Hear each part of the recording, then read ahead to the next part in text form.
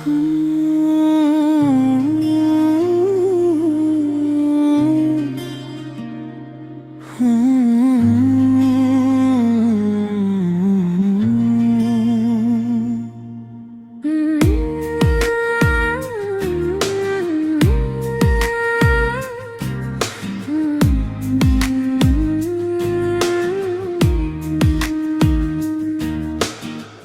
ne pan kang hundo puahop cetin ko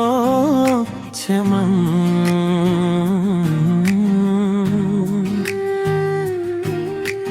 neta seng nang hang pu siahop cetin ko cemang ta seng ke hanga hok kali ne pan nang kaprek pensi seng cehang nang ta cethan nang nepang koan si ne seng apan be hai hun jilang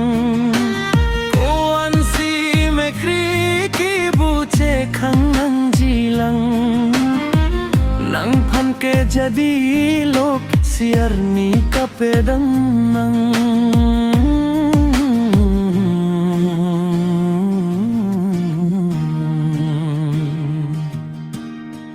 koan sine se apan be hai hun jilang koan si me kri ki bu ce khang nang jilang nang pan ke jadi lok siar ni kapedang nang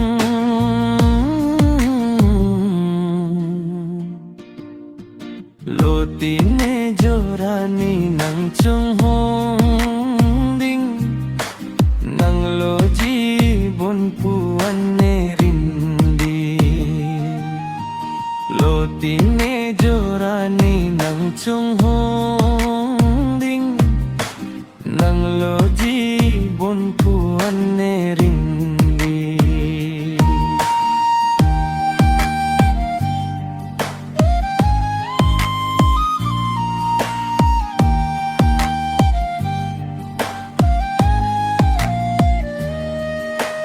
ne senga phan honduk chipi cho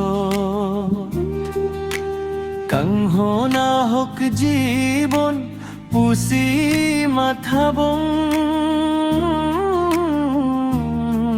taron gro ke jui ason si